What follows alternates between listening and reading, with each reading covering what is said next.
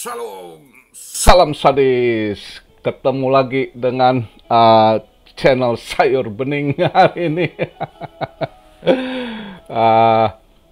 Jadi seperti kemarin perkiraan saya mungkin di pump sama ini si Dokwan ternyata bener loh, ya. Saya udah pikir mungkin yang beli belanja si Dokwan itu karena dia mau ini kan dia bilang untuk underlying dia punya USD itu ya di 3 bulan. Ternyata berita saya baca tadi pagi ternyata benar dia yang belanja 125 juta US dollar dia belanja. Langsung satu tiang keluar ya dia belanja itu. Nah baru yang lain trader masuk lah ya kan lihat ini kelihatan masuk long ya kan. Tapi ini sekarang saya buat video ini udah mulai merah sedikit ini ya, market cap juga udah turun, berarti udah pada mulai keluar lagi ini. Jadi kemarin waktu saya buat video itu kan 1,95 1,97 triliun waktu itu ya. Sekarang udah turun banyak nih, ini 18,9 ya. Jadi dalam ini udah mulai keluar. Tapi untung semalam itu kemarin BTC Dominance melemah, makanya ada juga koin-koin yang altcoin yang naik lumayan ya. Mudah-mudahan ada yang cuan, ada berapa yang cuan lah, PancakeSwap yang nulis cuan PancakeSwap atau koin-koin apa yang lain gitu ya. Tapi ini udah mulai merah lagi. Ini BTC apakah udah mulai datang bulan lagi? Sekarang 41,9 ya, minus 2,5%. Ya memang tadi nutupnya nggak berapa kuat sih, dia nutup di 42.300 ya, kelihatan dia melemah kan. Kalau dia tadi daily candle-nya dia nutup di 42.700 itu masih kelihatan strong dia ke atas. Tapi ini tadi pagi daily-nya dia nutup di 42.300 memang kelihatan melemah gitu ya. Terus ini juga udah dari market cap kita kelihatan udah pada mulai keluar lagi mereka. Udah ada yang TP lagi ya, banyak yang keluar udah. Jadi semalam waktu dia naik di 43 waktu itu ya, waktu saya buat video kemarin saya buat video di 42.800 kok nggak salah. Waktu itu market cap-nya 1970 kalau nggak salah, hampir 2 triliun kemarin ya. Ini udah 18, udah kurang dari 19 triliun. Ya berarti udah pada TP lagi. Yang trader udah takut ini turun lagi dia ya. Udah mulai merah datang bulan ya kan. Ya kita lihatlah ininya santai. Jadi juga nggak ada berita apa. Jadi saya sedikit bahas pertanyaan kalian aja lah, beberapa pertanyaan dari berapa hari lalu ya. Pertama yang nanya ETH 2.0 ETH tahun ini selesai ya, nggak tahu. Si Vitalik saja nggak jelas, dia nggak kasih ini kan, cuma ya dia terus proses ini. Kemarin saya baca berita dia punya merge itu clean testnet udah sukses, udah live gitu ya untuk merge-nya itu. Jadi ya proses terus dia. Jadi ini lagi proses dari POW ke POS gitu ya. Apakah tahun ini selesai ya, dia target tapi Vitalik nggak kasih satu ini kepastian juga kan. Jadi kalau Anda tanya saya pasti nggak selesai 20 ya, gimana saya tahu, foundernya aja Vitalik nggak ini kan. Cuma kita kan lihat terus prosesnya, yang penting prosesnya jalan terus ya kan. Cuma ada bagusnya, saya waktu baca artikelnya penjelasannya itu sebenarnya bagus juga sih rupanya. Jadi kalau Anda yang pegang ETH, holder ETH, Anda staking, makanya pos-pos ETH tuh santai, duitnya makin banyak gitu ya. Mereka staking juga dia punya bunga tuh makin naik gitu. Karena apa? Ini juga nanti misalnya dia selesai, dia punya dari POW ke POS ya, proof of work-nya ganti ke POS. Jadi kalau misal proof of stake-nya udah finish, selesai, jadi gitu, itu POW udah ditutup. Jadi proyek dia dari 2015 POW ini ya kan yang makan gas fee banyak, orang komplain, terus akhirnya nanti ditutup ya kan. Jadi proses gas fee ini, biaya-biaya fee ini yang masuk di ini tetap nanti kemana dialihkan? Jadi dialihkan ke buat staking, ditambahin gitu ke staking, maka APY-nya itu naik gitu ya per tahunnya itu. Jadi yang staking itu dapat bunganya ditambah dari gas fee itu bagus gitu.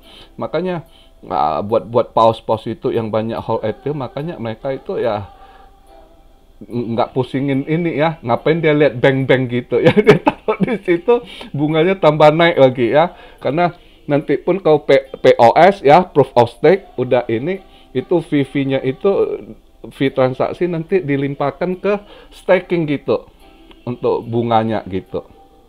Jadi yang staking dapat kenaikan lagi gitu bunganya, menurut yang saya baca artikelnya gitu ya, tadi pagi gitu soal Ethereum 2.0 ya. Lihatlah proses. Kok Anda tanya saya tahun ini selesai nggak ya, saya nggak tahu, soalnya saya lihat interview si Vitalik, dia sendiri nggak berani ngomong tahun ini selesai gitu ya, dia belum ini. Jadi yang founder aja nggak bisa kasih kepastian, gimana kita yang cuma baca artikel, cuma cari informasi bisa tahu pasti ya kan. Nah itu yang bisa saya jelaskan.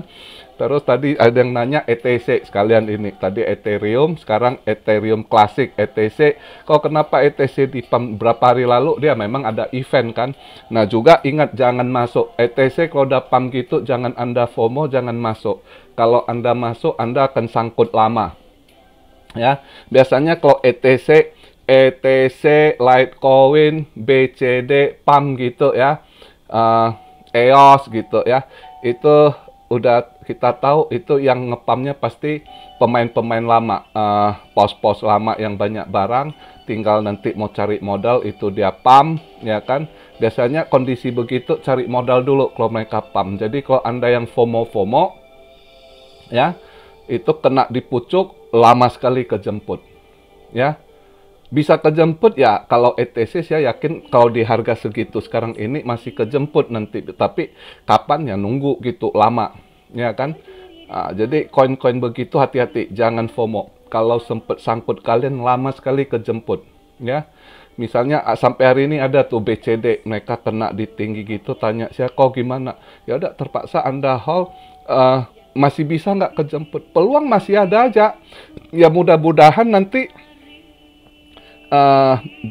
saat BTC bisa tembus ke 100.000 ya, BCD gitu pasti ada imbasnya gitu ya. Mudah-mudahan nanti dinaikkan lagi gitu, dan biasanya ada momennya itu ya.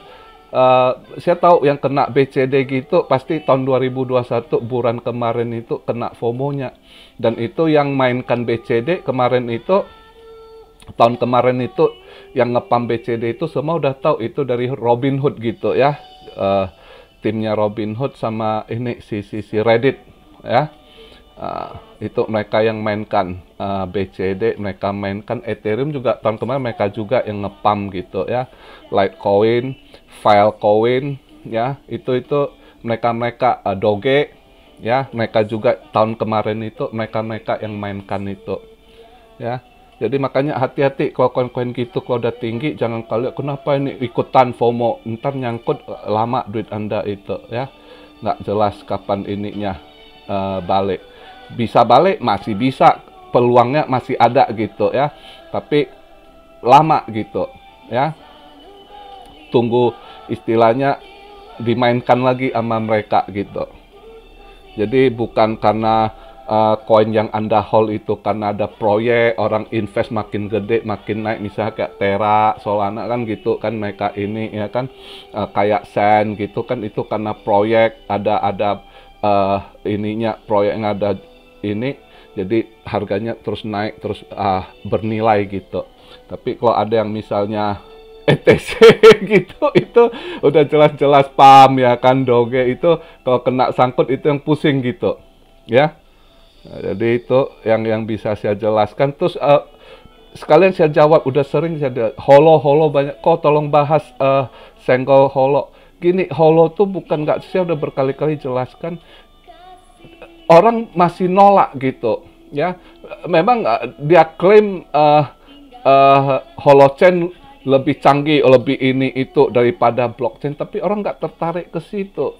Termasuk tahun lalu kan si ininya devnya udah pernah kirim teknologi, istilah dia punya makalah teknologinya ke Elon Musk waktu itu kan, supaya pakai adapt ke Doge gitu kan. Ya ditolak nggak ini. Ya tapi apakah bagus? Ya Anda udah beli, kalau sangkut hold aja gitu. Kita nggak pernah tahu. Mungkin sekarang ini orang masih tetap blockchain, nggak mau lihat chain-chain lain yang katanya lebih canggih gitu ya. Mereka semua lagi marah di Arab setelah ininya expo-nya ya kan, setelah conference di Dubai, semua adaptasi blockchain gitu. Jadi yang marak tuh blockchain. Jadi untuk holochain yang walaupun dia klaim lebih canggih, nggak mau dipakai ya mungkin mah. Tapi kita nggak tahu ke depannya, karena sekarang proses teknologi kan terus ini ya, zaman terus ini, kita nggak pernah tahu. Jadi andai kata Anda sangkut pun, misalnya ini ya pasrahkan aja istilahnya. Jadi abu jadi. Tapi kalau misalnya rezeki Anda tiba-tiba holochain ada sesuatu yang wow gitu, tiba-tiba explode, orang pakai dia, ya kita nggak pernah tahu. Dunia gini kita kadang nggak pernah tahu loh ya. Cuma untuk sekarang ini ya belum gitu. Orang masih nggak ngelirik holochain, masih semua fokus ke blockchain gitu ya. Jadi itu yang bisa saya tanggapi, saya kasih masukan buat holochain. Bukan nggak bagus, bukan soal itu. Belum, market belum mau ini, para pelakunya juga belum mau make ya. Itu aja sih. Jadi ya kadang sesuatu tuh harus ada investor yang masuk. Walaupun kadang lu bilang ini canggih, ini bagus, ini begini begitu, kalau nggak ada investor yang masuk, nggak digarap proyeknya, ya nggak bisa, ya melempem. Akhirnya devnya kalau nggak kuat, ya udah bangkrut, ya tutup ganti. Apalagi sekarang bersaing semua kan saya udah pernah bahas, gila cepet sekali. Waktu tahun kemarin bulan itu 9.000 lebih. Terus proses awal tahun aja udah sekitar 17.000.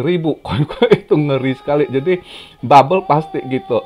Yang nggak ini ya bangkrut, yang rakpul gitu, nggak kuat tahan gitu kan. Maka kondisi gitu juga ya pinter-pinter kita pilih koin invest yang benar-benar kuat fundamental gitu ya. Belum lagi nanti ada regulasi gitu. Sekalian ini saya ada yang tanya, kok stable coin aman nggak, kan ada regulasi. Saya lihat aman begini. Nah, saya jelaskan, saya lupa. Waktu saya lihat interviewnya, saya lihat ini pertemuan Jerome Powell sama Kongres. Di situ ada salah satu senator tanya dia kenapa nggak pakai stable coin untuk transaksi. Kadang si Jerome bilang iya, kita pakai. Karena itu juga supaya orang adopt dolarnya juga gitu. Karena dolar sekarang tertekan sekali ya. Jadi apalagi Arab beberapa hari lalu terima yuan sebagai transaksi. Makanya mereka bilang runtuh petrodolar. Ya. Jadi makanya untuk stable coin saya yakin tahun ini aman.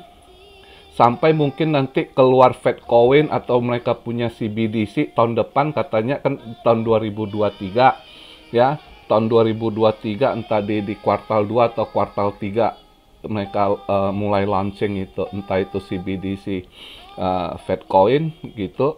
Nah, saat itu mungkin stablecoin kita yang harus hati-hati. Tapi untuk sekarang ini, itu Jerome sendiri, Jerome Powell waktu Senat bilang kenapa sebagian ini pakai stablecoin, karena patokannya ke US dollar kan. Terus si Jerome Powell bilang iya setuju, kita bisa pakai itu kok, katanya ada yang ini. Jadi di situ berarti kita untuk sekarang ini untuk Anda staking USDT atau apa stablecoin aman lah ya. Cuma kan USDT atau saya nggak tahu, tapi saya rasa dia pakai gitu. namanya asal dia masih haluan patokannya US dollar gitu ya. Uh, Cuma yang kita lihat sangat berkembang USD banyak, berarti pos-pos itu juga masukkan duit mereka di USD gitu ya, USD Terra Luna yang stablecoin yang sangat ini ya. Jadi sementara ini stablecoin aman lah, tahun ini saya yakin aman. Patokannya itu selama belum kelar dia punya CBDC, belum keluar CoinFed, saya yakin stablecoin masih aman. Nah nanti kalau udah keluar ininya, baru mungkin mereka baru garap ini stablecoin, mungkin mulai ini nggak boleh, itu nggak boleh ya kan. Si Gary Gensler juga lagi garap ini proyek juga, lagi crash sama si Coinbase ini ya. Jadi masih banyak masalah. Coinbase juga sahamnya turun, saya lihat tadi pagi sahamnya drop gitu, banyak drop gitu Coinbase juga ya. Jadi hari ini begitu aja, mari kita lihat malam ini bagaimana BTC, apakah akan longsor? Kita nggak tahu, karena kalau lihat market cap-nya udah pada mulai keluar lagi ya, lumayan ini udah 18,9 sekarang ya. Kemarin 19,7-an gitu, hampir 2 triliun gitu ya.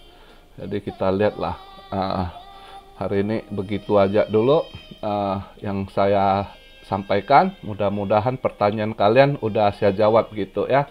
Jadi begitu aja. Salam Syario dari Tokyo. God bless you all. Be blessed, be blessed, be blessed. Immanuel. Haleluya.